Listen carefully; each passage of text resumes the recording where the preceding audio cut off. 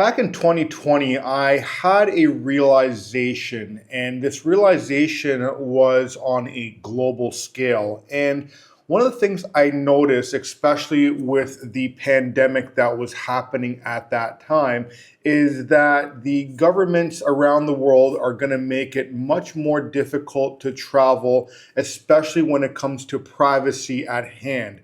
And one of the things at that point I noticed, especially because Canadians were one of the hardest lockdown in the countries in the world, was that you could not travel if you did not take all your, essentially vaccines.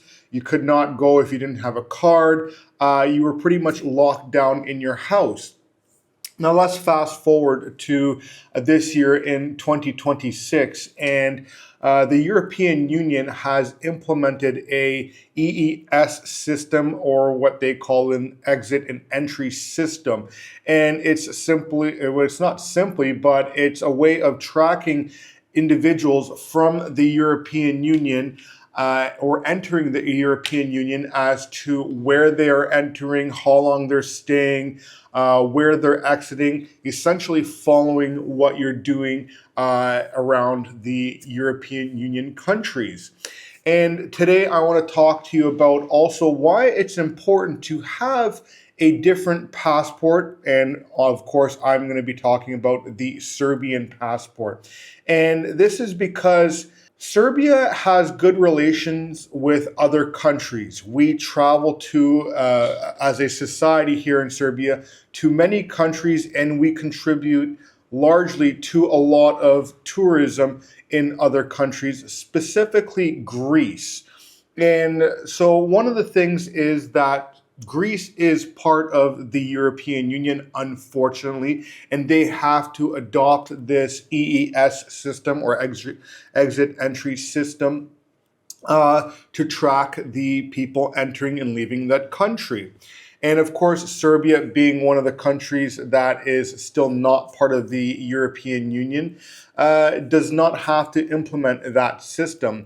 And we're approaching the summer holiday season, where many of the Serbs leave to go to Greece for their holidays. And when last year I was in Greece, I noticed something is that you almost feel like you're in Serbia, because it's so many Serbian license plates, so many Serbian music. The menus are in Serbian, and it just shows you how much Serbs contribute to the tourism in Greece. And so the article that I want to read today is talking about how Greece is going to suspend the EES system for Serbian tourism this year, and what dates are going to be implemented, and how this affects you, and what you may want to do about it. So if you're one of those individuals who is looking to travel this year, and you're looking to do it in the European Union, and one of those countries that are part of the European Union, you're going to have to go through something called the EES system. And this is essentially where they're going to take biometric pictures of you and your fingerprints, so on and so forth, essentially an invasion of privacy, so that they can track you as to where you go. But one thing that is in good, future here is that those that hold Serbian citizenship, or Serbian passport holders, they are going to be exempt from traveling to Greece this year. And this might be one of those reasons where you may be on the fence as to, do I want to obtain my Serbian citizenship? Do I want to do it through descent, which we help many clients with? Do I want to do it through the exception program, which we've helped many of our clients do as well? Or do you want to do it through naturalization? And I believe that it's really good to not have just one passport. Just because you have US or Canadian passport, which are, predominantly one of the strongest ones out there, you're not going to be exempt from this rule here, where if you have the right or are able to obtain Serbian citizenship and you're looking to visit Greece this year, this is going to exempt you from going through this system here. And so I want to talk to you about this article. It just came out a few days ago. However, the EES system was implemented last year. So from June 1st to August 30th, the new system for entering the European Union, EES, will be suspended for citizens of Serbia. It will be applied at night and will not affect additional crowds. Confirmed the Consul General of Serbia in Thessaloniki.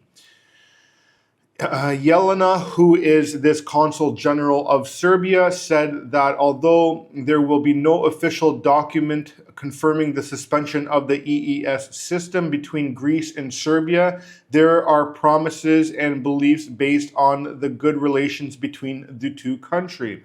Now, some of you may scream, this is discrimination, this is not right, whatever it might be. However, the fact stands is that relationships between certain countries is very relevant in this day and age. And just because you do not agree with something does not mean that it's going to actually become something that's going to be implemented. She pointed out that Greece will most likely not officially suspend the new system of entry into the European Union for citizens of Serbia, but that it is expected to be suspended during the summer in order to avoid large crowds at the borders. And so this is something that needs to be taken account. So if you're leaving today, for instance, which is May, and you want to go to Greece, you're still going to have to go through that EES system, even if you are a Serbian passport holder. Now, the reason they're doing it between June 1st and August 30th is that is the peak season for a lot of the Serbs that are looking to take their summer holidays and they head down to Greece. You know, last year it took me about 9 hours to get from Novi Sad to Stavros, Greece, which is a beautiful thing. I know in Canada you can drive for 9 hours and still be in the same country, and same with America, but it's a beautiful thing of being here in Serbia where you drive 9 hours and you can hit multiple countries within that 9-hour system. Now, I already booked my summer holidays this year, and I did it before this article came out. And what I chose, because I knew that Greece was part of the European Union, is I ended up going to Montenegro, because Montenegro is still not part of the European Union. They're scheduled to enter that at the end of this year. And so I figured before they enter the European Union and they have to implement the EES system, I'll go and enjoy summer holidays there this year. But this is great news for those that are Serbian passport holders. Now, one of the things I want to talk to you about is what are the options for you if you are holding a different passport. Essentially none. If you're holding any other passport besides Serbian passport, you will need to go through this EES system between June 1st and August 30th. However, if somehow you are able to obtain Serbian passport, you are able to bypass this system essentially.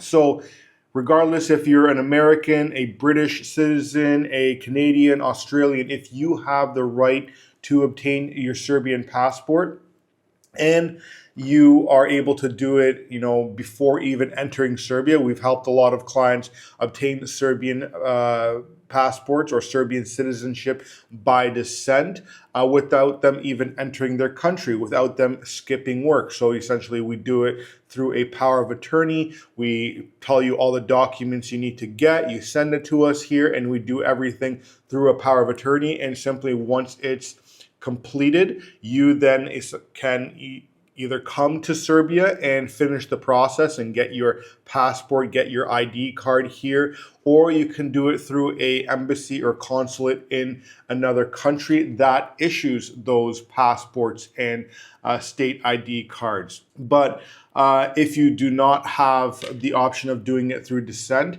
you may be looking to do it through by exception. So if you are a high net worth individual and you are looking to become a Serbian citizen, there are a number of options for you to do that through the Citizenship by Merit program, which essentially is approved by the government, but we can take you step by step of all the requirements that would be needed in order for you to do that process. And if you are someone who is contemplating on leaving your home country, because we know that no country is perfect. I'm not saying that Serbia is. However, there are other countries that are far worse than what Serbia is at this moment. And Serbia, as a country that is non-EU, that is not part of NATO, still has relationships, good relationships with many countries. And for that reason, many of the Western countries frown and try and market Serbia as a bad country. But being that Serbia, with this article showing you that, hey, listen, Serbia has great relationships with certain countries, and those certain countries are willing to bend the rules for those citizens and the benefit of those citizens. Because if the Serbs decided, hey, listen, you guys are not going to take out this EES system, we might just go to another country. There are other options that we can go to that don't require us. I know there's not many in the European Union anymore, because essentially anybody, we're surrounded. We're one of the few countries that are not part of the European Union. I don't believe it's going to be lasting for that long, but that's nor here nor there, and that's for another topic. But for instance, I myself said, hey, listen, I don't know what's going to happen here. And I booked some plans to go to Montenegro. That is going to essentially close last year. But I just read another article that because Montenegro also is predominantly Serbs there, that might not even come to fruition either, and that they might not even essentially join the European Union either, but they have met those benchmarks that is required by the European Union. But at the same time, nothing said and done until the fat lady sings. So thanks for watching. I'll see you on the next one.